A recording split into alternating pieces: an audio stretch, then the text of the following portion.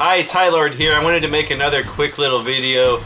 I guess you could call it a top 5. I've been noticing a lot of the people I watch have been doing little videos on top 5 games you never beat as a kid, or top 5 games you beat as a kid, top 5 games you didn't have nostalgia for, but now you like them. So I wanted to do a top 5 list on the top 5 games I went back to. And these are games I started off and I kind of lost interest with them. I left them alone for a while and then I came back to them and they turned out to be really fun games and I completed them. So here's my top 5 games that I went back to. The first one is Ninja Gaiden. Ninja Gaiden on the old Nintendo. I always played this back when I was a kid. Mostly I just watched my friends play it, and I sucked at it. I could barely pass the first stage. I didn't really get it. I would have trouble with the enemies respawning over and over, and I get stuck. I didn't realize exactly how you were supposed to play this game until recently. A couple years ago, I really dove into this game and powered through it, and it was very difficult for me. But I ended up finding out that this is like one of the best games ever. I know there are people out there who don't appreciate the Nintendo versions of certain arcade games. And this is nothing like the arcade game of Ninja Gaiden. That one looks a lot better. The gameplay of this is solid. And this is just so much fun. Once I beat this game, I was addicted to it. And I kept playing through it until I finally could beat it without losing a life. And that was an accomplishment for me because I always understood this is one of the hardest games.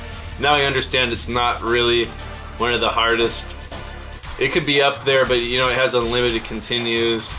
But man, I don't know if I could do what I did with this game to any other game. Like I've been wanting to go back and try to beat Castlevania, but you know, Castlevania is just so slow and it just doesn't have the same pace as this. This is just fast paced. There's not a slow moment in this game. Like I can beat it in about a half hour, but every minute of that is fun, and you're slashing through the levels, jumping around. It's kind of like you're racing this little ninja. So I don't know if I could do something like this with Castlevania because I just get bored. I know that's a great game, but there's something about the pacing of this one. Just like a solid half hour of fun here. But man, I struggled with the last boss when I first got to this. There's no way I'm beating this guy ever. I'm gonna have to practice for months. But then like the next day I beat him.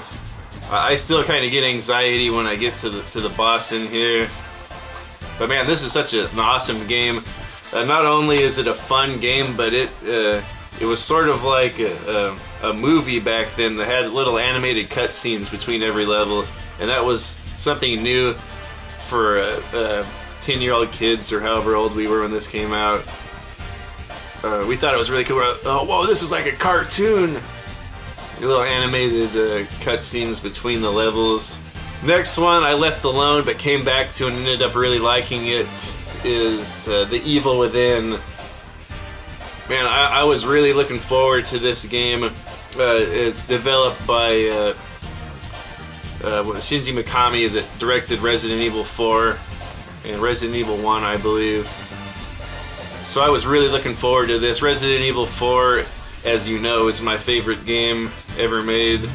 It throws a lot of horror themes in here, like a lot of stuff you see from horror movies. It kind of reminds me of like Hostel or Texas Chainsaw Massacre. But it totally changes up after that. I would say at the end it's more of an Inception type game, Christopher Nolan movie. But man, this game is a trip, and I started off playing it and I was getting stuck. I came to that first little village and I was getting kind of bored with it, and I thought it was kind of monotonous and boring, and I gave up on it. I didn't play it for a couple of years. But then later on, when Dat Game Collector was doing his little backlog challenge, I thought I would go back and try to play through it again. And after I got accustomed to the game and figured it out, played through it, it's a really cool game, really scary, really eerie. And being a fan of Resident Evil 4, I really appreciate this. What this game really is if you played Resident Evil 4 all day long and then went to sleep and had nightmares about Resident Evil 4, your nightmares would probably be this game. I see a lot of Resident Evil in this game, but this game is just so bizarre and surreal, and it kind of feels like Silent Hill, and it's not really light on the action either. I mean, you'll be fighting against machine gun zombies and everything, just like in Resident Evil. A lot of battle royals with a lot of creatures at once in big battle areas. So I wouldn't necessarily say this is going back to the survival horror. There are some moments like that, but it has just as much action, I'd say, as like Resident Evil 6 or maybe 4. Oh, speaking of Resident Evil 6, Resident Evil 6 I played through Leon's campaign. There are 3 campaigns. I think it's Leon's, Sherry's, and Chris's. And I just played through Leon's campaign, and I thought it was alright. But then I lost interest with it, and I didn't play it for a year, maybe longer. I didn't really appreciate it. I don't really care for the modern style control. I kind of like the tank control from Resident Evil 4 and 5. This is great control, just like any other game. It's just like Evil Within or any other third-person shooter. The characters even have like a dive roll to avoid stuff. It works really well. Kind of feels more like James Bond than a Resident Evil.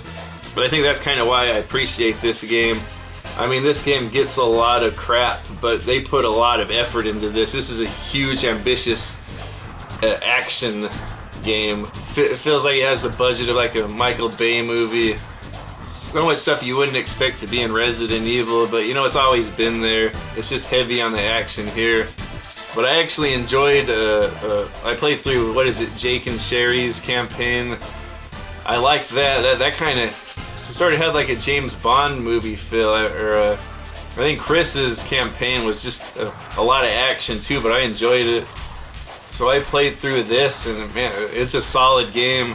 I would say the only complaint would be that people have been wanting to go back to its roots, like survival, kind of slow-paced, creepy type games, but you know, there's always been action. I always thought even the first Resident Evil reminded me like an action movie, kind of like a James Cameron. Kind of reminded me of the Terminator or Aliens or something. There's always been action in the Resident Evils. This one may have taken it a little bit too far, but this game is just so ambitious. So there's 3 huge campaigns. Like each one of those is the size of a normal game.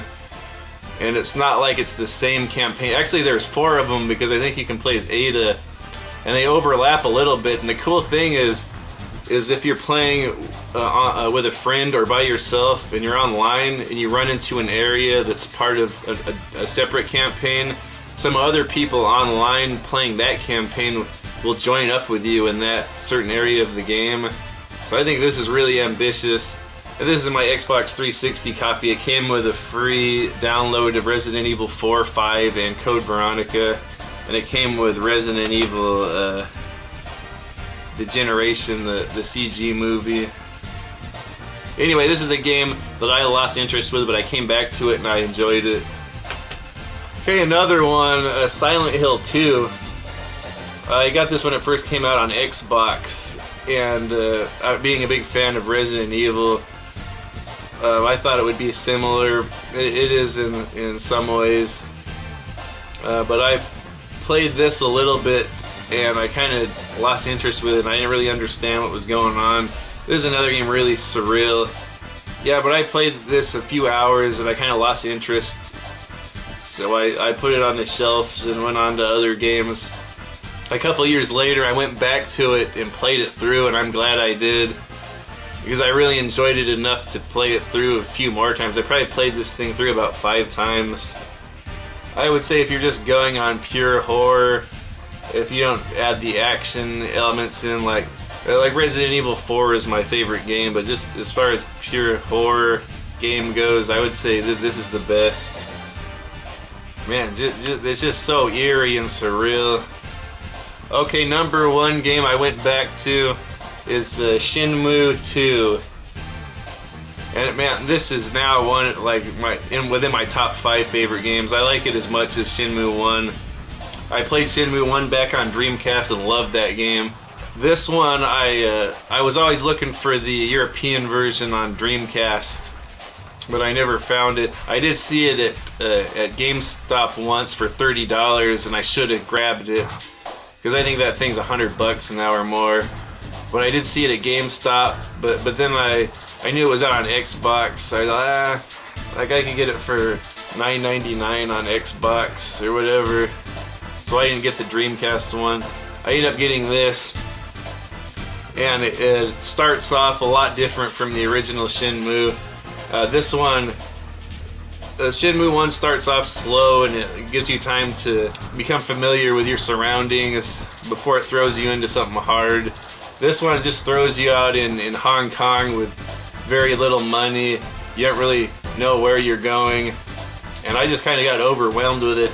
And then seeing the size of this game compared to 1, Shenmue 1 was almost like, it felt like my second home, like my fake home. I just became so familiar with that house and the little towns in there. It felt like it was my fake home away from home. I was very comfortable with it. This one just throws you out in a big city, a lot of areas. I would say this is just the first third of this game is probably 10 times the size of the first Shenmue. So I got overwhelmed, and then no money, and you have to get you have to rent out an apartment room, and you have to pay money every day. You have to go to work to pay your apartment. I didn't really know how to utilize my money very well the first time, and I didn't know that you could quick save anywhere. So I was always going back to the apartment and saving. So it was taking me forever. I think I was at the first little apartment for like a week. But now when I play through it, I'm just like in and out of that apartment. Like I get enough money and I'm out of there. Anyway, you're going along your little story, seeking the murder of your father in Hong Kong. Yeah, but anyway, I lost interest with this game back then because it was just so overwhelming.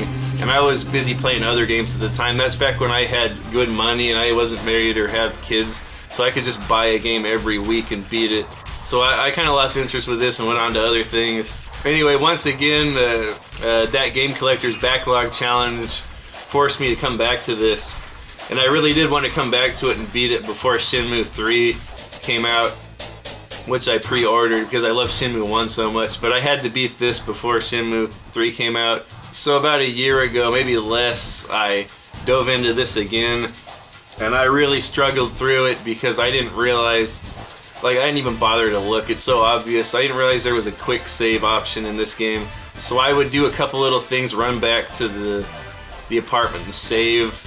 I didn't realize you could work more than once a day. I thought once you move the crates once a day and you get your $40, then that's it. So I had to wait for the next day.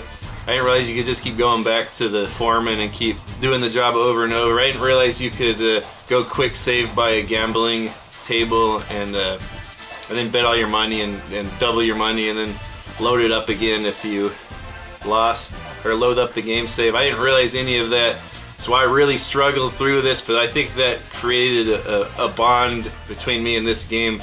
It really immersed me into it. It made me feel Ryo's struggle here. And then the final action area of this game is this skyscraper called the Yellow Head Building. And I thought you have to go back, being the dummy I am, you had to go back to save at your wherever you're staying at, like the bed you're sleeping in. I thought you had to go save in there. So this final section of the game is like a 100-floor building, and I thought I just couldn't save there. So I played through that whole thing in one night, in one sitting. It was a few hours. I contacted Segalicious from the Virtua Brothers, and he just said, "Oh, Tyler, you can save anytime, quick save." So after the end of the game, after I beat the Yellowhead Building, I went out to Guilin, the last area in the game. I was almost at the very end of the game before I realized I could do that. And I had work the next day. I was up playing this thing for 6 hours because I didn't want to lose my progress. Anyway, but now that I know I can quick save on this, the game is a lot more manageable, a lot more fun. So I played it through a few more times since then. And boy, it's just so immersive. Games like Yakuza and Grand Theft Auto probably are bigger games, a lot more stuff to do, a lot more action, but something about the world that is created in here is just so immersive and so perfect. It feels like you're in this place because everything is interactive. Even if it's something mundane, it's still interactive, so it feels like a real place. So you can kind of get into the characters more, and it's not just total action all the way through. Like, I kind of enjoy old movies from the 70s or before. They're kind of slow grind, and then kind of just slow build up, and then when there is action, that action hits hard and you feel it. That's kind of how this game is. Anyway, the last third of this game, it might not be that much, it is in the wilderness in Guilin, and that part of the game is just so immersive too. It feels like it feels like a movie. There's no action, but it's just such a relaxing, calm pace after you went through that Yellowhead building, and you meet a pretty interesting character, and you get to learn the backstory of this new character. So now I'm all caught up with Shenmue's, and I can dive right into Shenmue 3 when it comes out, if it ever does. I feel like I pre-ordered that so long ago, they forgot about me. So I'll be surprised if I even get the copy. Anyway, that's it for this video. Let me know if there's any other games that you lost interest with and that it was a mistake and you should have stuck through it. Maybe you came back to it later and it turned out to be really fun. Or maybe just that point in your life you didn't have time for it. I came back later and it turned out to be fun. I hate to say it, but I'm always on the lookout for a fun game to play, even though I have a million on my backlog. You never know which one I'm just gonna pop in and it's gonna consume all my free time. Okay, sorry to ramble on so long about that. I'll see you next time. Bye!